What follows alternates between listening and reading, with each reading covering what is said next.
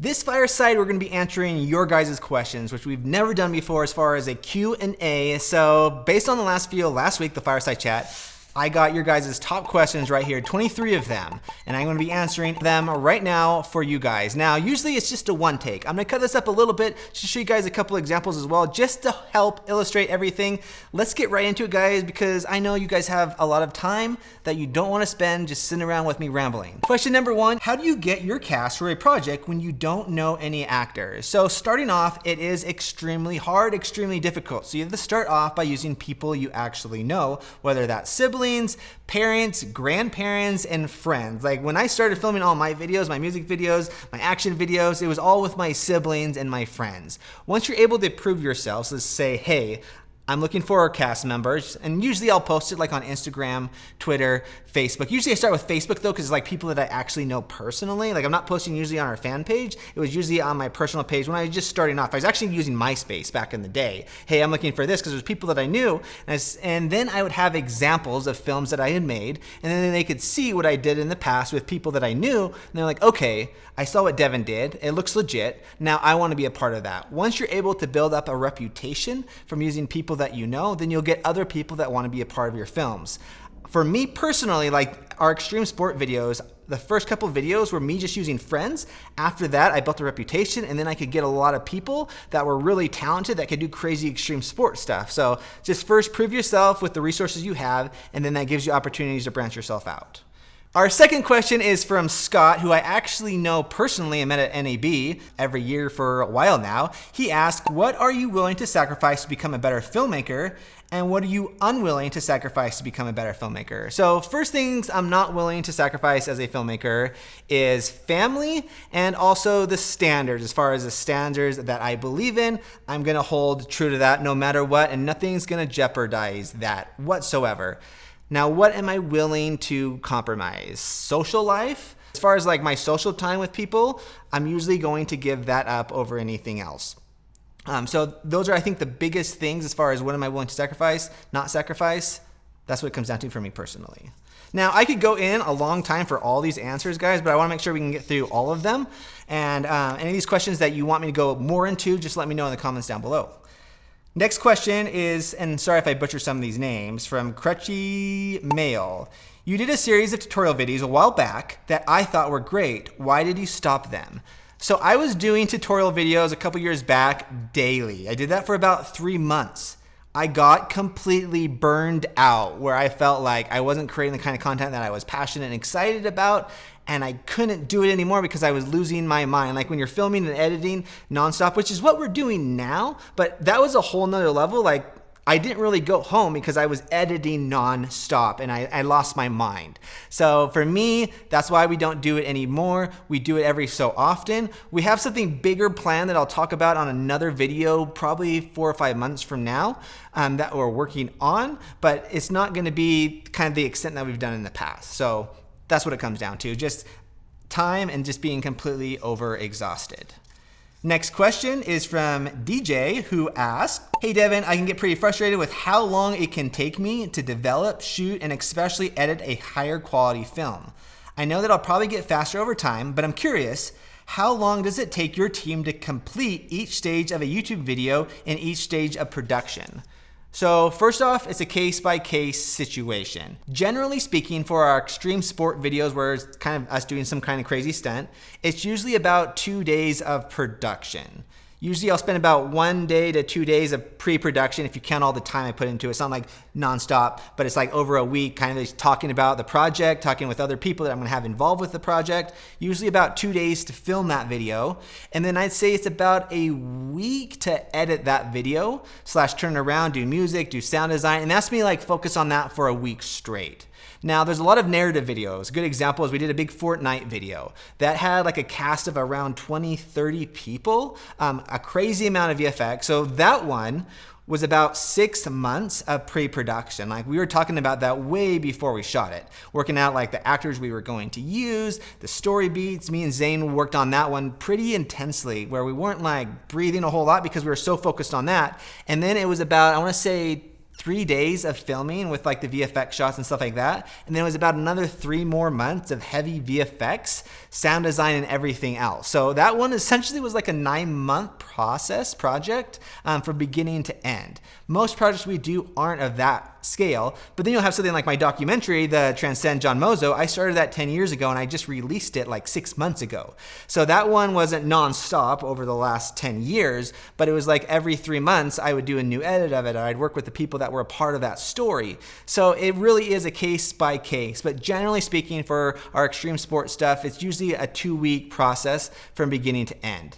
If it's one of our nature videos, which is a whole nother genre, usually that's about 1 to 2 weeks of filming nonstop, and usually those take a lot longer to edit because there's a lot more footage to go through. Our next question is from Carter's World, which he asked, as a filmmaker, is it hard for you to put scripts or ideas for short films on the shelf?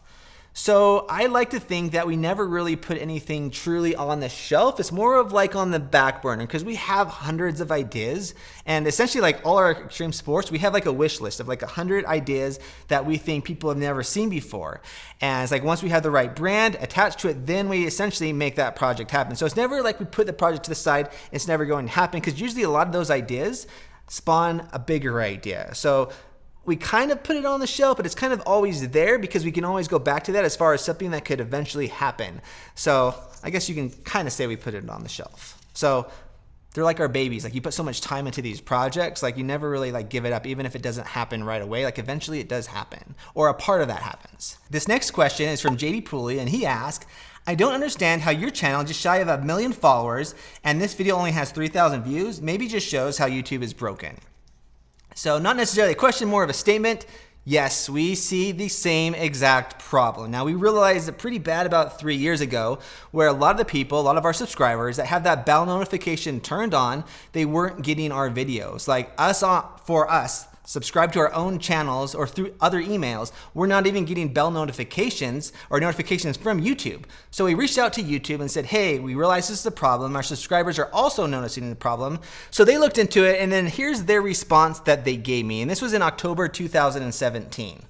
So they said this: I was able to check, and I do see that notifications were not sent on any of your videos properly. I also see that the data, that notification traffic, is much lower than what we'd expect. I filled out a bug for the engineers to look into this, and I'll let you know what they have to say. There are occasions when notifications aren't sent as expected, and in these cases, the engineers investigate to see what went wrong and how they can prevent that in the future. I'll update you if we have any more information to share, but this does help us improve our system for the future with these problems. And we never heard back from YouTube from that point onwards.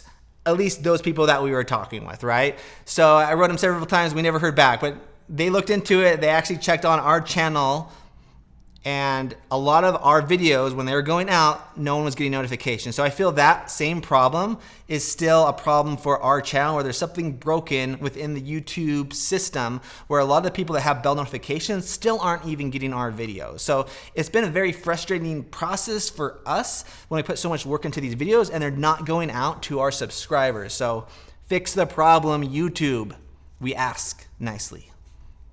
So our next question is from Thomas, and he asked, you mentioned you would like to do episodic storytelling, like Stranger Things.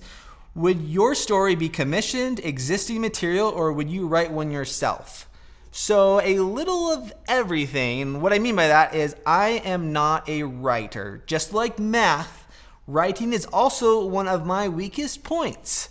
Ask anyone I know and they will say the same thing. Luckily, Zane on our team and Jeff on our team are both incredible writers. But for me, I understand and accept that that is my weakness. So any story that I'm attached to, I will trust either them to make sure they oversee it, or we'll count on somebody else. So we were working on a big series, a 40-page script with YouTube. It ended up sadly getting canceled kind of at the last minute. Another story there for another Fireside Chat. But we hired a writer in LA, part of the Gersh agency, which is like a big LA agency. who has professional writers, part of the WGA, Writers Guild of America. So we had a lady there write an incredible script, and then last minute ended up getting canceled, but it was like trusting other people to make that happen. So realistically, I think what's gonna come down to is we'll come up with the basic idea, and then Jeff and Zane on our team will kind of oversee the basic structure of it, and then we'll hand it off to somebody else that does it professionally, especially if we have the budget to do so. Videos we've done in the past, like our Fortnite, like we're doing that all in-house. And like that one for Fortnite, that was me and Zane working together on that one. Our Zelda one, that was Zane writing it on our team. So it's a case-by-case kind of situation. But if we have the budget, like we're all for hiring people that do it professionally, that are legit at doing it. The next question we have is from Max, and he asks, what are your tips for going through with a project even if everything goes wrong or seems impossible? So often, so many of our projects, things go wrong. It's guaranteed to happen on everything you do, guys and girls. Any project you do, something will go wrong. It is inevitable. It will happen, no matter how big of a project, no matter how professional, how much preparation you have done, it will go wrong. Now, for me, when I start feeling overwhelmed, the first thing I have to ask myself or present myself as is, it's gonna be okay, and I'm gonna pretend like I know what I'm doing, and then it's going to be okay. And then from there, the next thing I personally do is I just tackle what I know I can actually deal with. Knowing that I can't deal with everything right now, I'm just gonna take a small chunk of this project and make this part happen. After I get that part of the puzzle done, then I'm gonna move on to the next. But if you look at anything as a whole, as a project, it does feel overwhelming, and you can definitely feel like, okay, just climb up in a shell and not make anything happen. So it's just knowing, like, just take it piece by piece. And for me personally, like, that's what's helped when I felt like our project seemed impossible, because it does happen so many times. Things will go wrong, and just deal with it by moving forward with what you can deal with. Like, most things are going to be out of your control. So deal with the little things you have control with, and everything else will fall into place. The next question we have is from Luke, and he asked, how do you find the people you hire? So the way we've done this in the past is it's a lot of trial and error.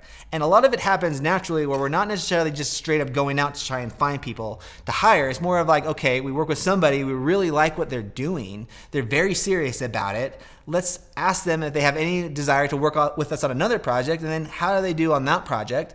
And then from there, we keep on giving them more projects, then eventually they get brought onto our team. That's how it's worked in the past.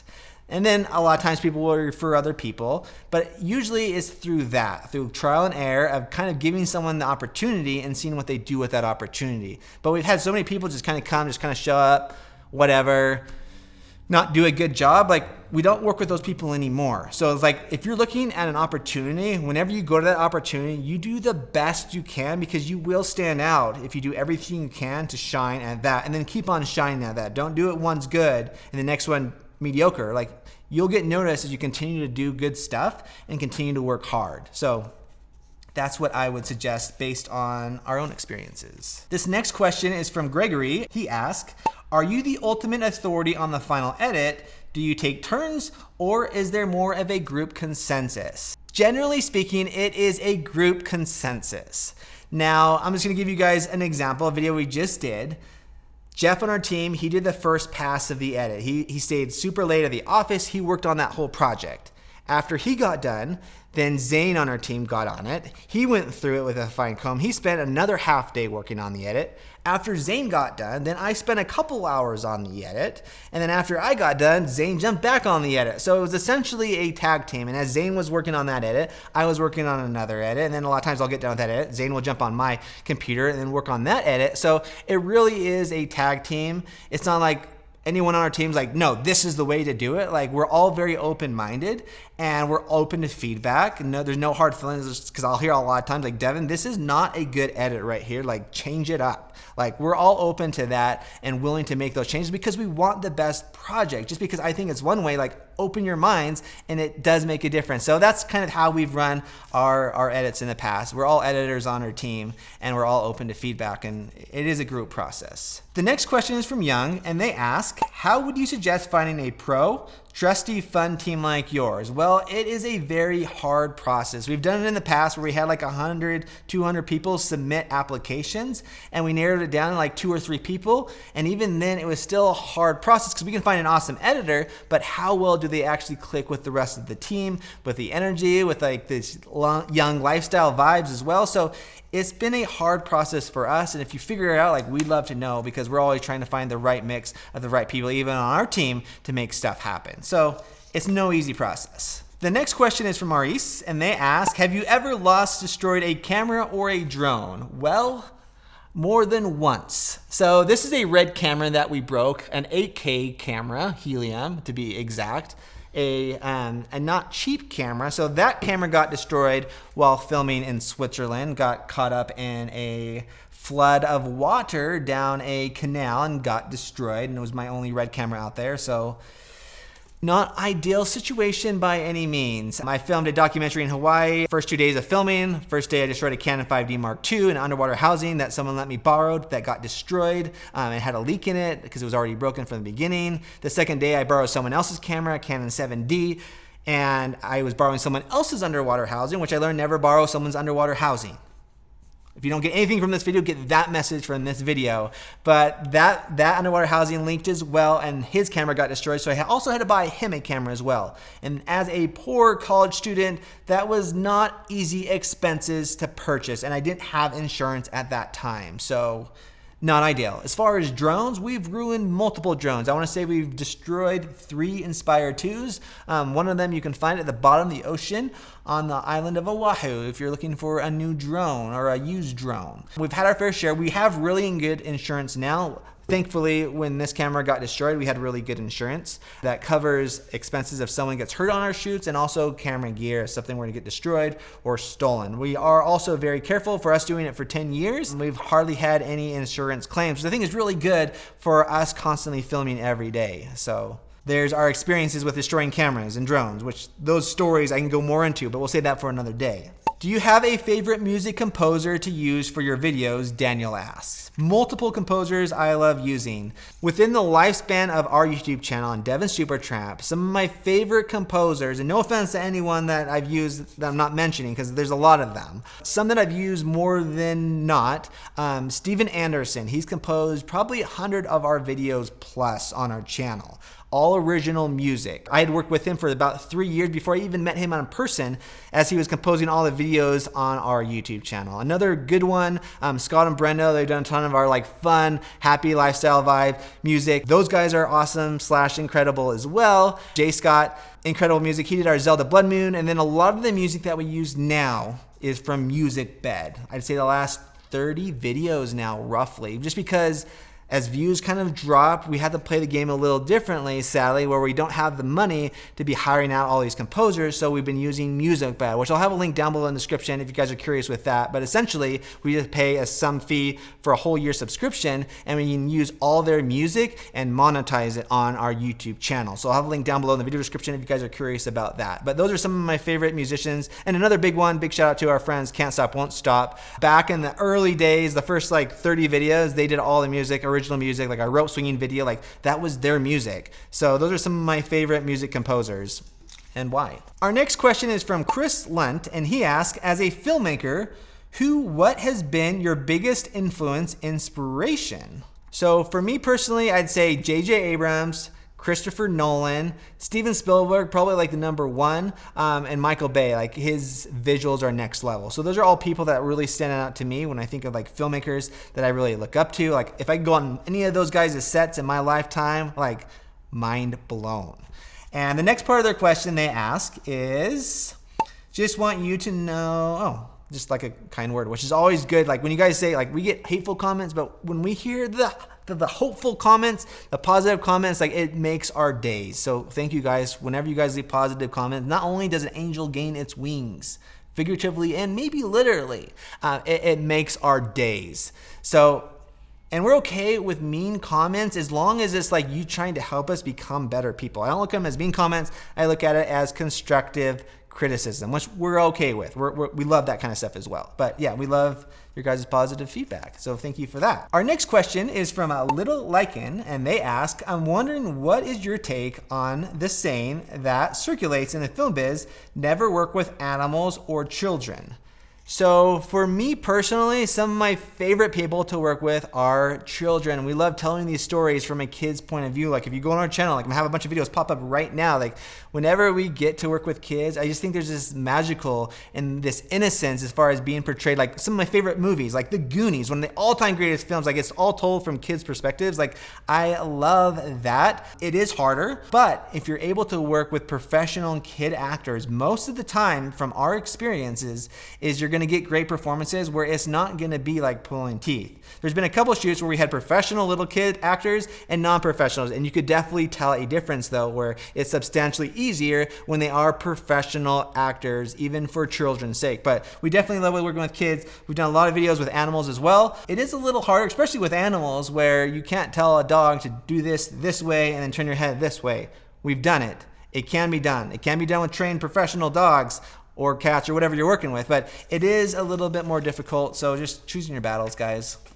Next question is from Thomas, and Thomas asks, have you considered collaborations with another filmmaker to broaden your reach? We love collaborating with others. We would love the opportunity to collaborate with you, J.J. Abrams, Christopher Nolan, Steven Spielberg. If the opportunity arises, we would definitely jump on that. And YouTubers as well. We've definitely collaborated with a lot of YouTubers. Some of our favorite ones that we've collaborated with in the past, Dude Perfect, Freddie Wong, Corridor Digital. Like we've loved those collaborations that we've done with those guys. So whenever there's an opportunity, other YouTubers reached out to us or we reached out to others, we're all for that. The next question is from Henry, and Henry asks, what's the mic being used, Devin? So we're using a Rode mic that's right up here. It's called the K2 mic. We, before that, used a Sennheiser MKH416, but we realized that mic had a big echo in this room, and we just discovered this mic. We actually had it in storage for like 2 years and never opened it, but we just gave it a shot, and we're like, this actually sounds a lot better than the other mic we had before. So that is our new mic that we have right above me. You guys hear that right there? Not too bad, not too shabby. So this next question is from Donnie, and Donnie asks, I teach at a high school in Utah, TV production. How can I best help my students get started as a 9th grader or any grade? So one of the thoughts that we had, because we asked that as a team, like what I would suggest at that age group. And one of the big things is like, okay, well, first ask them like, what are some of your favorite films? And I'd say like, watch part of those films and break it down. Like, okay, this movie in Jurassic Park, which is one of my favorite movies, Steven Spielberg, he directed this scene right here, and what did he decide to do consciously? And I think when people start realizing like filmmaking, there's a lot of thought that goes into it. There's a lot of story elements that go into it. And like, okay, now I want to take those elements of what this director did and make that my own film. Like talk about the basic principles as well, like rule of thirds, composition, lighting. But I think when you can review a film that you really look up to, that you really love, and see like, oh, these elements, like these were conscious decisions, and relate that to their own film. So that's one idea we had as far as like breaking down films that they personally love and learn from those. I know for me, hands-on is huge. Like that's one of the best ways I learn. So when I was going to high school, they had one little TV production class, which was great, not a lot, but I would volunteer. It was called TV Access back in the day. And I'd volunteer there, and they let me take like their broadcasting cameras, and I'd frame up the shot, and they look at it and like, oh, Devin, this is what's called rule of thirds. And actually you shouldn't be zoomed out so far when you're interviewing somebody. Cause I was like way out here. They had me come a lot closer to camera, cause like, this looks better. It shows emotion better, and they break that down for me. Like having that hands-on experience where I'd set up the camera and then they tell me, they give me compliments, but they'd also say like, Devin, this is what you're doing bad, or this is what you can do better. For me, like the way I learn, where it's all hands-on, like that helps so much. And what I learned in the same time period, like 9th grade, sophomore, junior, like that time period, I was learning hands-on as I was volunteering at Cable Access. So for me, that was like a big deal, where I was learning how to edit through that process, through hands-on, through trial and error, with them saying, okay, change this is why you change it, and then them showing me examples. And Donnie, for your second part of your question, how can we help you? So I think the biggest thing is turning on that bell notification by actually, when you see an email pop up saying Devin just released a video or Team Super Chat just released a video, and you guys clicking on that and actually watching it, like hopefully you're watching it because you're excited about it, but that helps us with the algorithm, with popping up, so we can continue to do more videos like this. So for us, the biggest thing to help us, support us right now at least, is by watching our content on YouTube when it goes live. So you guys are already, like, if you're watching this now, I'm preaching to the choir, but thank you. Our next question asks, how do you come up with ideas for the videos on your main channel? You guys always are coming up with crazy videos, and I'm just wondering where you get your inspiration. So originally the inspiration came from Facebook. One of our most watched videos, the bike jump into the pond, that one came because we saw someone else do it. It was shot on a cell phone and the quality was really bad. The phone was all over the place. You kind of felt dizzy watching it. And I was like, well, we could take that idea and same location, but make it done professionally with really smooth camera movements, camera angles, and then that ended up going viral. So that's how our ideas came about originally, or my ideas was actually from being inspired by other people. Another way that inspiration comes from me is through being inspired by things I already love. For example, one of my favorite video games was Assassin's Creed. So I was like, what can I do to take that video game that so many people love, not just me, and create it in real life? And I also really loved watching people do parkour. So I took a video game that I loved and a sport that I loved, and I combined that together. So that's where that idea came from. A lot of the other ideas that we've done in the past, especially when it comes to extreme sports stuff, is we take something that's ordinary and we supersize it, or we make it extraordinary. For example, a rope swing. So many people have done a rope swing through a tree in their backyard or through their friend's house. What if we took that idea and did a 200-foot rope swing? Supersize it, right? So a lot of our ideas are basically taking things we did as little kids and supersize them or made them larger than life. Like everyone's done a slip and slide, but what if we took a slip and slide out the back of an airplane or off of a cliff? So just taking ordinary things and making them extraordinary. So it's definitely just by living your life and going out there, you'll get inspired by everything around you. And that's where a lot of our ideas have come from. Our next question is from Remnant Productions, and they ask, are you going to be doing any more Assassin's Creed in real life after this pandemic is over? Yes. So we're sadly not doing anything with Ubisoft, but we have a big project plan. We were actually going to film it a month ago in a different country. Not going to tell you where yet. But due to coronavirus, we had to cancel the project for a while or postpone it. I'm not sure when that's going to happen yet, but it is being filmed. It's going to be filmed internationally. And it's been about 4 years-ish since we've done one. So we're really excited to make another one happen for you guys. So our last question comes from Classic Mac KCCO, and they ask, love all your content. You have such a unique vibe to all of your videos. I really enjoy the direction and flexibility of your entire team to be able to change with the times when new trends and technology come to the surface. I'd like to know, in your creative process, do you write with certain cast members in mind? Example, the Overwatch film you did, which unfortunately had to be taken down. Did you know which cosplayers you had in mind when you created the script? But generally with casting, when you have a story, do you have an idea of people you have worked with or want to work with during the creative process? So, fantastic question, and thank you for watching Overwatch. That's one of the videos that very few people have seen, and no one will sadly see again. That's another story for another fireside.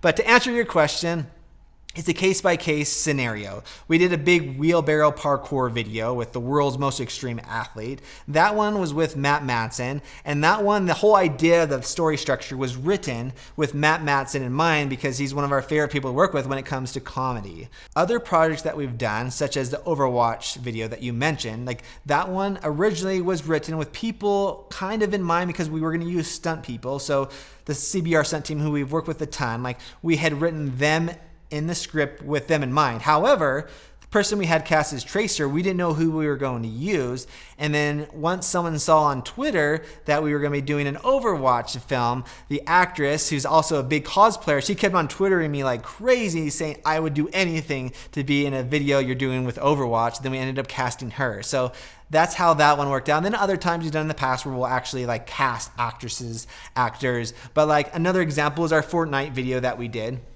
We didn't have anyone audition for those roles. We basically wrote out the whole script, and then we asked our team, like, who do we think that we know that we worked with in the past that would be perfect for this role? And we filled in those roles. And then the lead role, we couldn't figure out the right actor as far as someone we'd worked with personally, as far as I had worked with. And then Zane on our team, he suggested another actor who's like, this guy's incredible. I've worked with him once before. We definitely should work with him, Josh. And we ended up using him. So it's kind of the case by case. Generally speaking though, I prefer to work with people I've worked with in the past. Like whenever we do anything with stunts, we always use the same people because they're people I trust. We know how each other works. People like Christopher Nolan, one of my favorite filmmakers, he generally also casts a lot of the same actors. Usually he'll bring in a couple new people, but generally speaking, he's casting the same actors as well because it's so much easier to work with people you've worked with in the past as far as you guys are on the same page. Definitely cast the right people, but it's okay to cast the same people as well. So there you have it. So that was our Q&A with you guys, which I thought that was like exciting for me to see. Like you guys had like really thought-provoking questions, and it made me like have to rethink some of this stuff too. But it was really cool just seeing like your guys' interest with what we are doing. So we are excited to do more of these guys moving forward. So the last thing I'm going to talk about is we have a brand new Kickstarter that we were a part of that just launched this week called Pandora's Box. And I just so happen to be a playable character in that game. So this is a big deal, super exciting for me, for our team to be a part of that project. But that Kickstarter just launched. It met the goal like right away, not because of us, but just because all these people are getting involved. It has a lot of social media influencers that are also on board with this project, but I'll have a link down below in the video description for more information on that. And if you guys haven't already, definitely check out our Visual Escapes channel. We're launching 2 videos every week on that channel from all around the world, featuring over 40 different countries. So, and if you guys are still here, that was a long time of talking, and I'm gonna edit this one. This part won't even probably make the cut.